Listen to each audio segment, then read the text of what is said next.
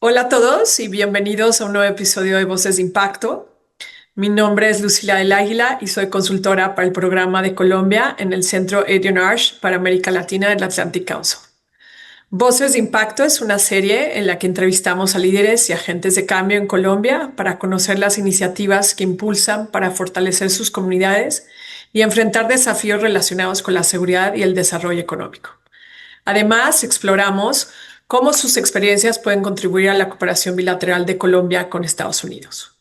De cara a las elecciones de 2026, los próximos episodios estarán enfocados en escuchar cómo líderes y lideresas locales, jóvenes, representantes comunitarios, periodistas independientes y otros actores del territorio analizan los desafíos que enfrentan sus regiones y identifican cuáles consideran que deberían de ser algunas de las prioridades del próximo gobierno. Escuchar estas perspectivas nos permitirá entender mejor las dinámicas políticas, económicas y sociales que influirán en el voto, las decisiones del país en los próximos años y la siguiente etapa de su relación con Estados Unidos. Hoy tengo el gran gusto de conversar con Giovanni Gómez Criales, economista con amplia experiencia en desarrollo sostenible, pero también activista de derechos humanos y derechos naturales, construcción de paz y procesos de justicia, verdad y no repetición. Actualmente, Giovanni trabaja en la Corporación para la Vida, la Paz y el Desarrollo Sostenible, o mejor conocida como Corporación Vida Paz.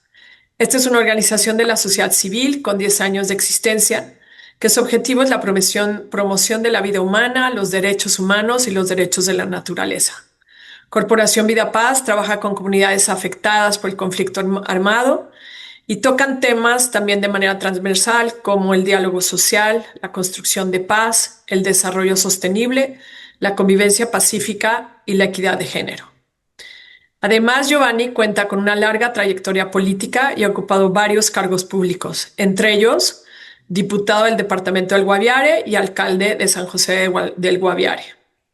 Giovanni también cuenta con experiencia en temas de la implementación del acuerdo de paz, dinámicas de sociedad civil para enfrentar violencia y conflicto, así como economías ilegales y sustitución de cultivos. Es muy activo en incidir políticamente en estos temas ante el gobierno colombiano y organizaciones internacionales.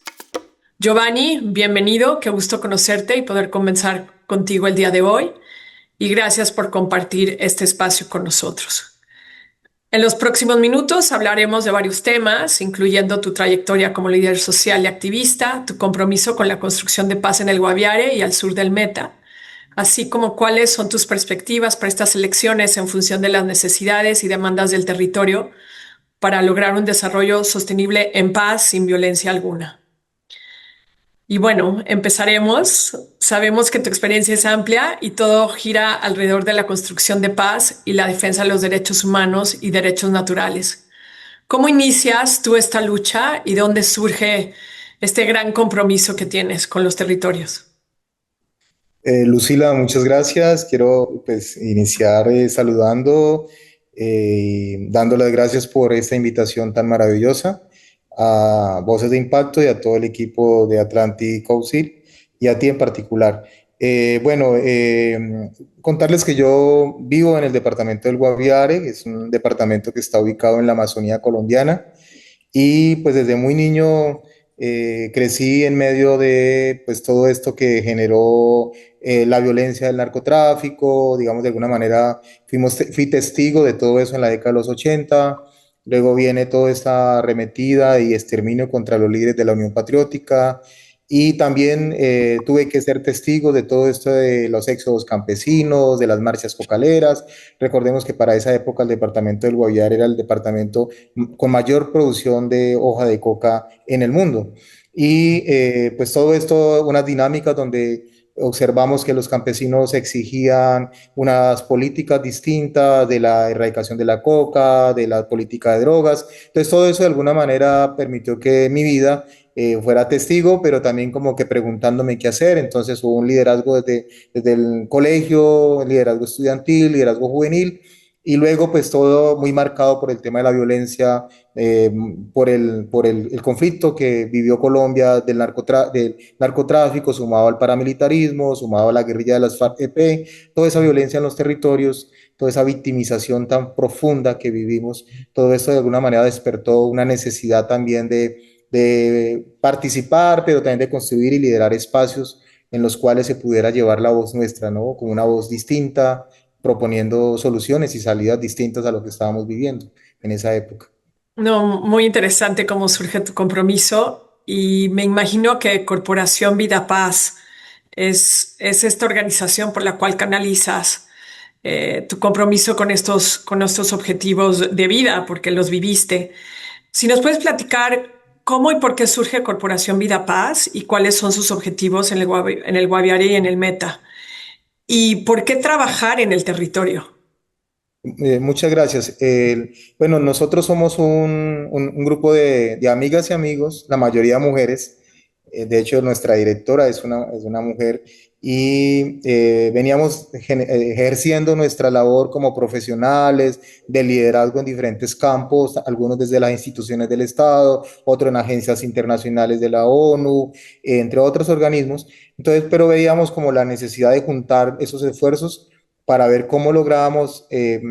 precisar la gestión en favor de la vida humana y también de la vida de la naturaleza, que se convirtió esto en nuestra gran sombrilla de trabajo. Y a partir de ahí dijimos, vamos a crear este espacio en el cual podemos desde el Guaviare, porque nos parece un territorio vital para trabajar estos temas donde todavía es muy incipiente la presencia del Estado colombiano,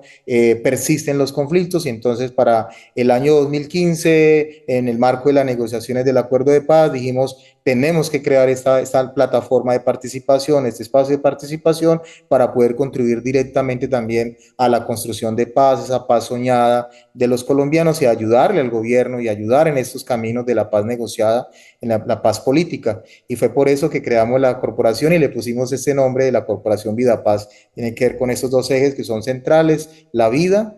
humana de la naturaleza, pero también la vida en paz, con dignidad, una paz sostenida, todos estos elementos que fueron los que nos motivaron a crearla, pero pues a mantener este trabajo de liderazgo desde este espacio. Y bueno, digo, como nos acabas de comentar, el Guaviare es un territorio que sufrió la violencia del conflicto armado. Actualmente sabemos que hay otra nueva ola de violencia en el Guaviare que proviene de la lucha entre dos facciones disidentes de las FARC. Y como ha sido constante, pues la falta de presencia del Estado complica aún más la situación. ¿Qué significa esta nueva violencia para la población del Guaviare? ¿Y qué esfuerzos, ya sea ustedes como Corporación Vida Paz y también la misma población, lleva a cabo para construir paz dentro de este contexto tan complejo, ¿no? Y a falta de una reacción por parte del Estado colombiano que realmente pueda ayudar a construir paz en ese territorio.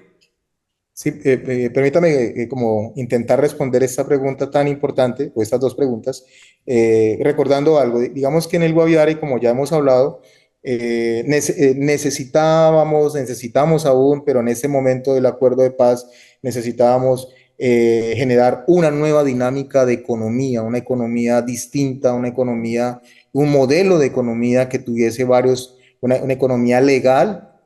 pero también resolver unas situaciones que necesitaban los campesinos y las campesinas, las comunidades indígenas, todas las poblaciones rurales, es decir, en el entendido que están ubicadas en un lugar estratégico, ecológicamente, ambientalmente muy estratégico, como son los ecosistemas que hacen parte pues, del bioma amazónico, en el cual Colombia tiene una gran participación. Entonces, necesitamos, a través del acuerdo de paz, vimos como esa oportunidad, pero es paradójico porque justamente en el año en que se firma el acuerdo de paz, que el año 2016, nacen las disidencias de las FARC. Es decir, en junio del 2016,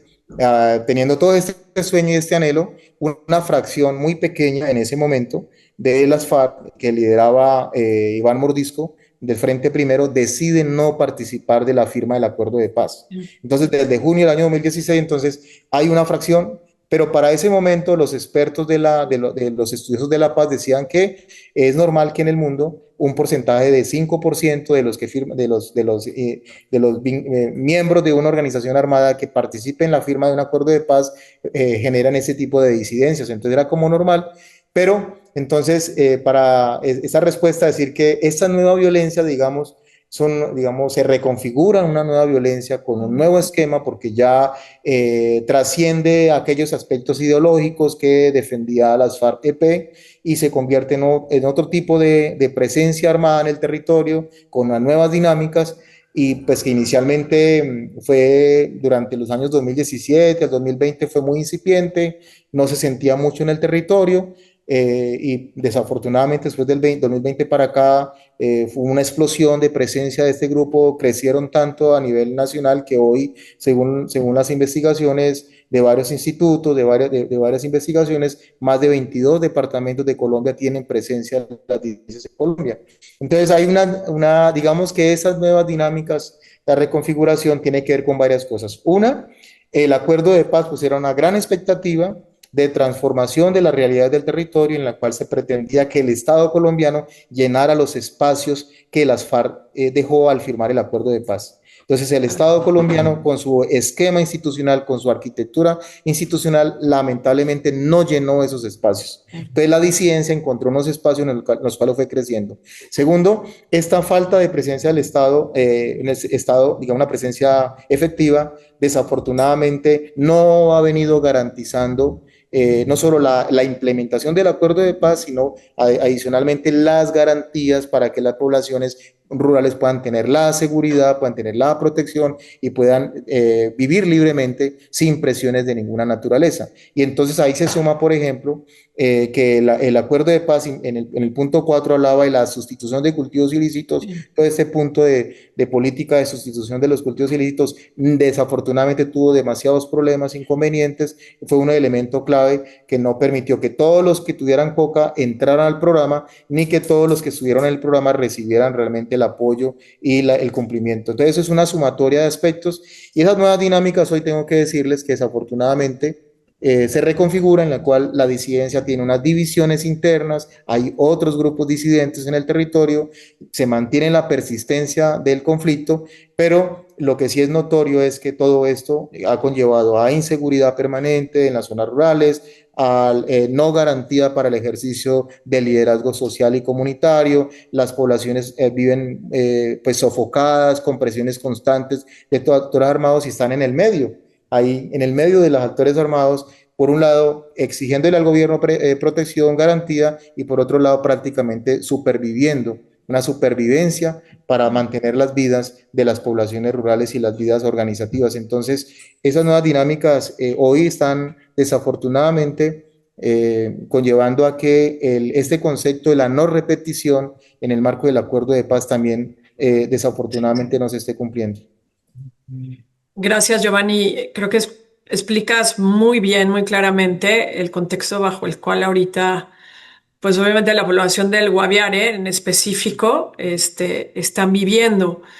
Y creo que lo tocas, pero me gustaría si pudieras ahondar un poco más, porque digo, sabemos que la mayoría de las comunidades del Guaviare fueron víctimas del conflicto armado, ¿no? Entonces, si podrías especificar más dónde han quedado estas víctimas en la implementación de los acuerdos de paz y si nos podrías platicar sobre las curules de paz, que supuestamente son un mecanismo de representación política, es una oportunidad real para las víctimas para tener voz a nivel nacional, ¿no? ¿Cuál es tu opinión sobre estas curules de paz? ¿Si realmente funcionan como un mecanismo de representación política? ¿Y cuáles siguen siendo esas demandas de estas víctimas con miras a un nuevo gobierno? Sí, Lucila, son varias cosas, pero voy a intentar como plantear lo considero lo más importante. Uno es que el acuerdo de paz consideró a las víctimas como el centro del acuerdo. Las víctimas para el acuerdo de paz entre el gobierno colombiano y las FARC fueron el centro. Y entonces ahí el punto 5, por ejemplo, se crea un sistema integral de verdad, justicia, reparación y no repetición. Y entonces aquí se crean unas entidades como en el caso de la Comisión de la Verdad, en el caso de la JED para la Justicia Especial para la Paz y también la unidad de búsqueda para la búsqueda de las personas desaparecidas que hoy en Colombia son más de 125.000 personas. Entonces, desafortunadamente entonces, en ese sentido también el acuerdo ha avanzado muy lento ¿sí? Y en el acuerdo, en el punto uno del acuerdo de paz, pues se habló de este tema de la tierra, el acceso de la tierra, ¿no? Una deuda histórica que tiene Colombia con las víctimas del país. Entonces, aunque en los últimos 4 años se ha avanzado un poco, digamos, estamos hablando de cerca de 1 millón de hectáreas que ya este gobierno le ha entregado en el proceso de restitución de tierras, pero mire usted que por un lado se entregan tierras, pero si no tenemos la seguridad en los territorios, ¿cómo hacemos para que al recibir la tierra las comunidades puedan mantenerse en el territorio y puedan ejercer su labor de labrar la tierra? Entonces, son muchos elementos. Hoy necesitamos seguridad, entonces hay un elemento de repetición, porque las víctimas que fueron víctimas en el conflicto, en el marco de este conflicto durante más de 50 años con las FARC, hoy están siendo revictimizadas por esta situación de conflicto que viven las disidencias con las disidencias en los territorios. Entonces, el Estado colombiano se ha quedado muy corto en los procesos no solamente de reparación administrativa, porque la inversión de presupuesto a ese proceso de reparación administrativa,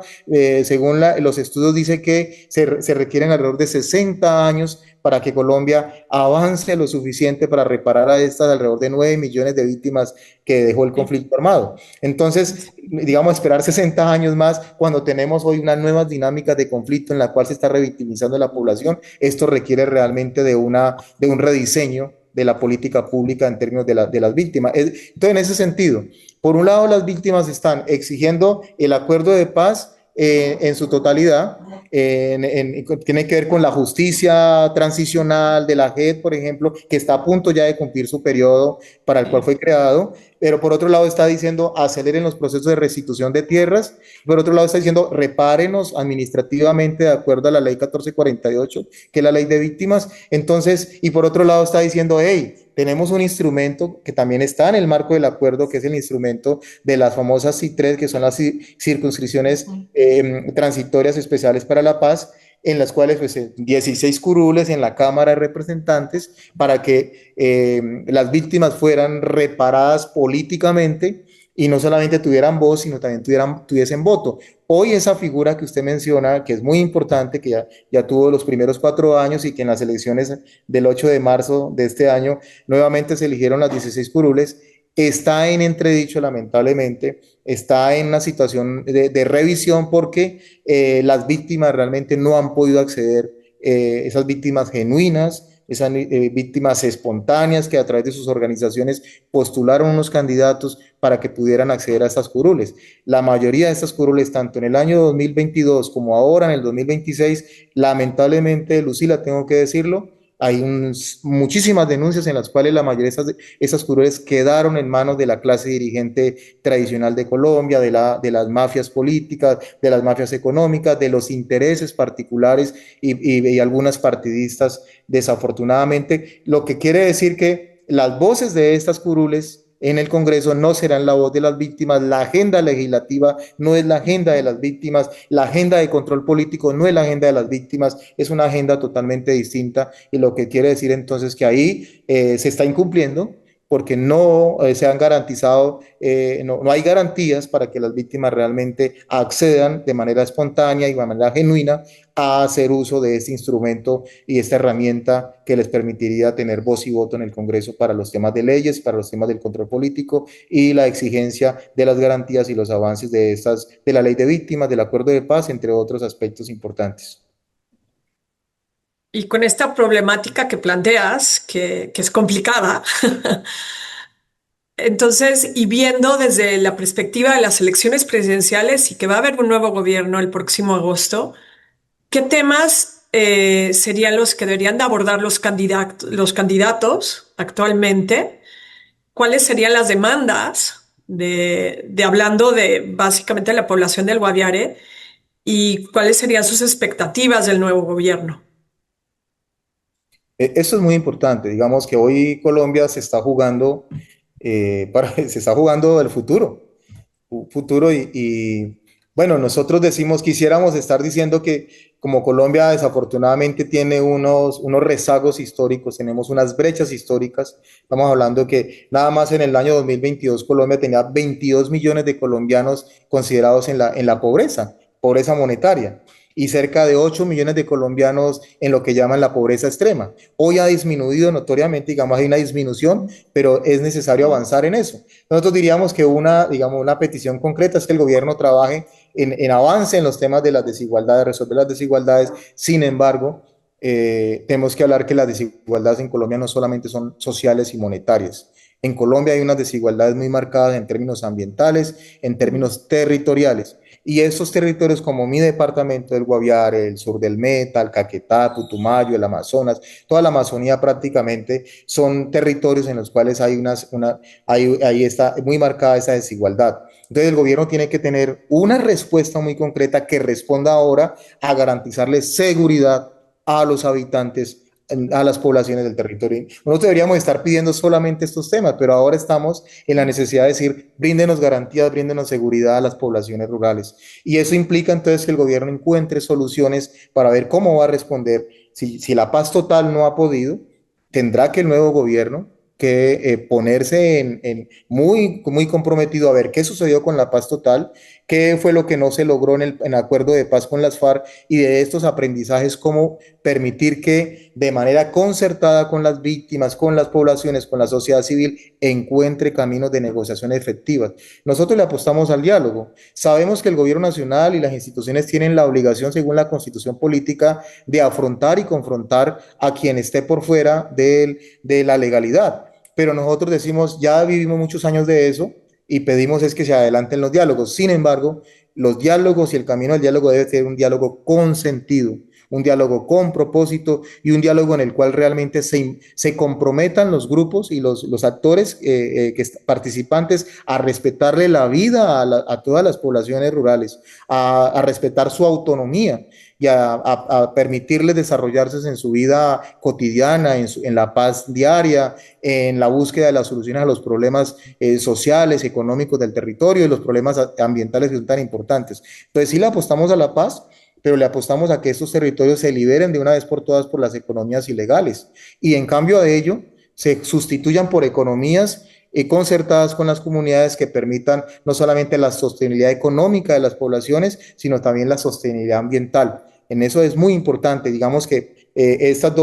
dos aspectos tienen que ir de la mano de tal manera que podamos seguir gozando de la biodiversidad de la Amazonía, recuperar lo que hemos venido perdiendo y sostener, porque no solamente es Colombia ni el Guaviare el que necesita esto, es el planeta el que necesita la pervivencia y la permanencia de los ecosistemas que nos ofrece el bioma amazónico. Entonces, en términos generales, quería decirle que tenemos una gran expectativa. Esperamos que el gobierno colombiano, así como se reconfigura la violencia, se ha reconfigurado la violencia a través de esos actores armados, se reconfigure también no solamente los liderazgos sociales y comunitarios que está pasando, la gente en medio de toda esta realidad está buscando formas de mantenerse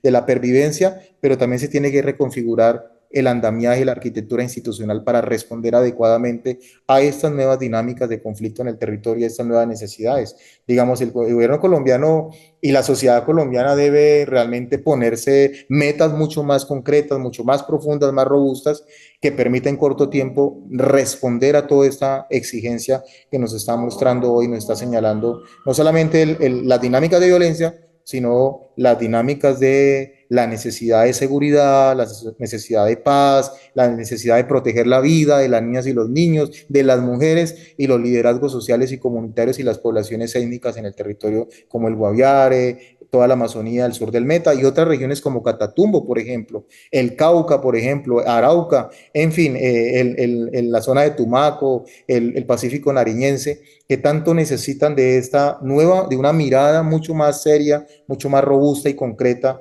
que responda a esta exigencia. Yo pienso que eso es bien importante, Lucila.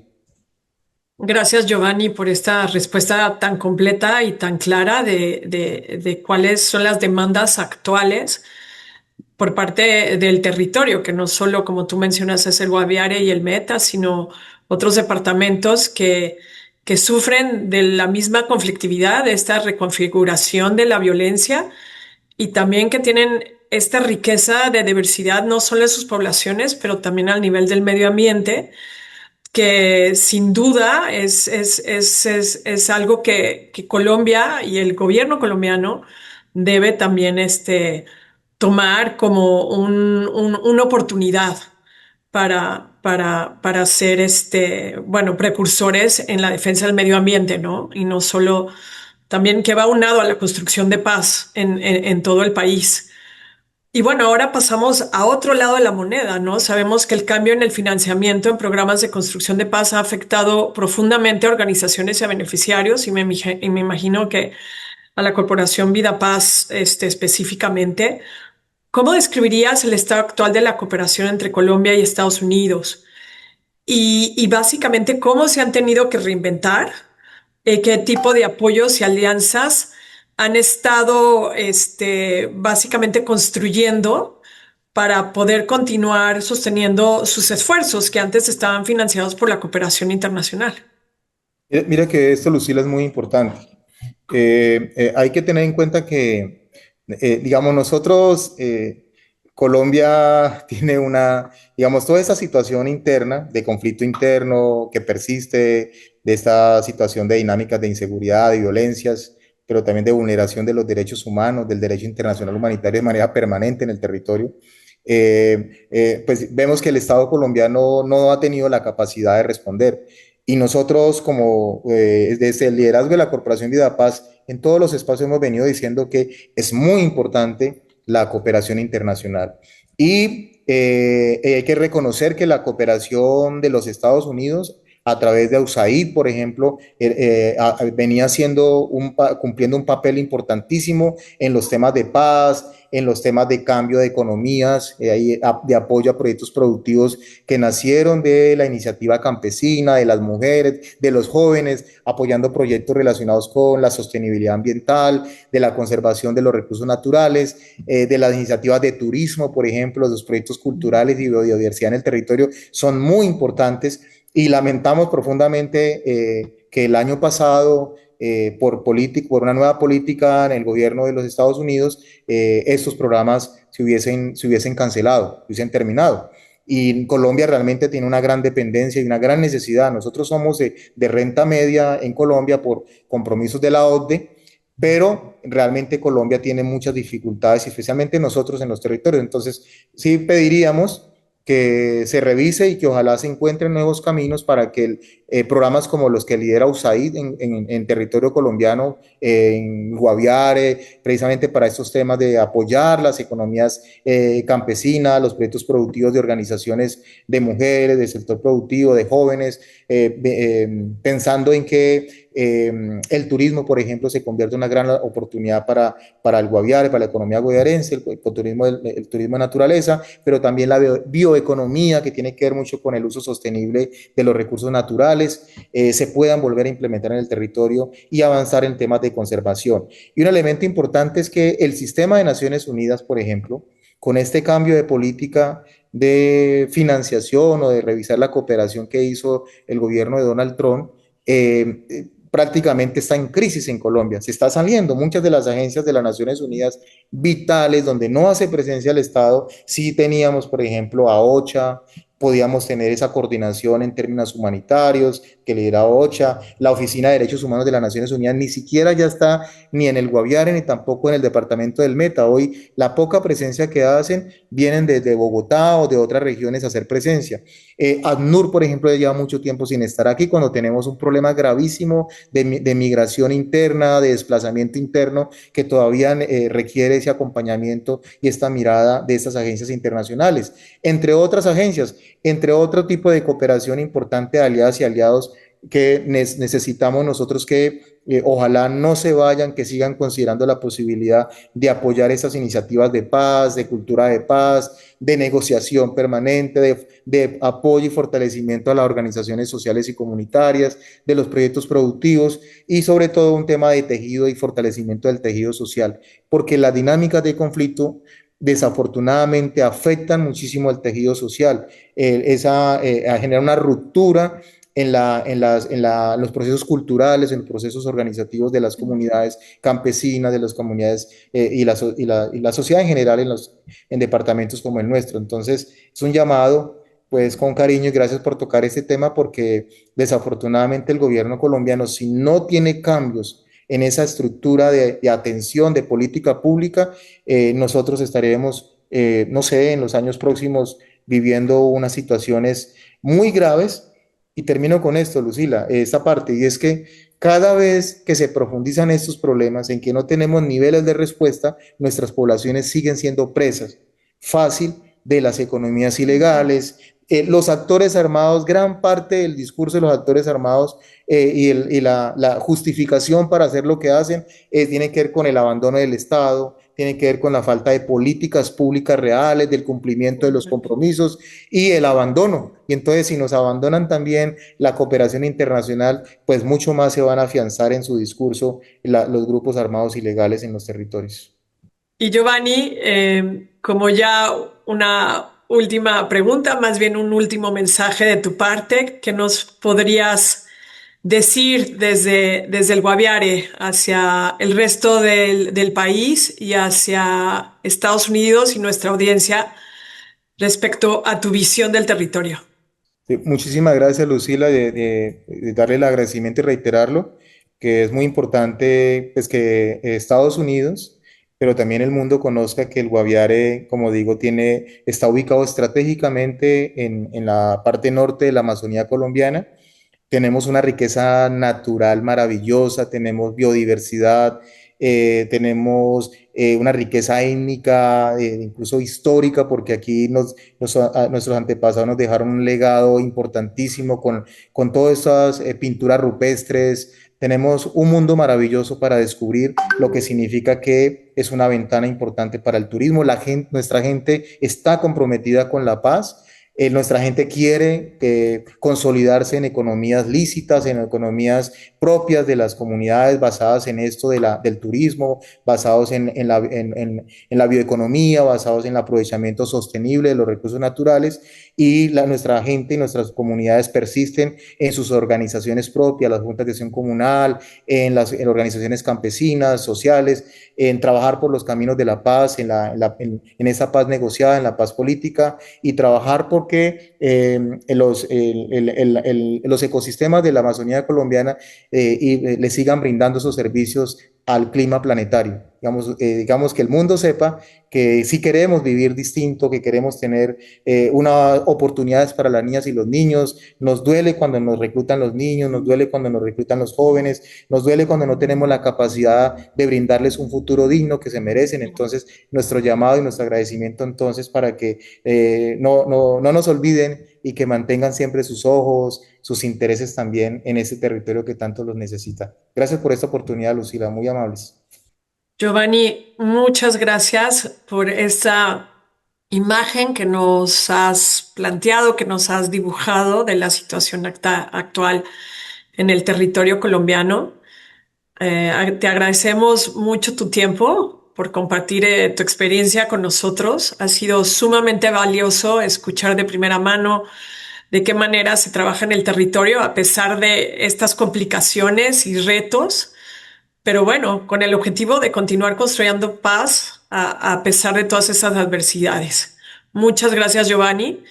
Y bueno, a nuestra audiencia, gracias por acompañarnos en esta conversación. Los invitamos a seguir nuestros próximos episodios, donde continuaremos conversando con líderes indígenas, periodistas independientes y otros actores clave de distintas regiones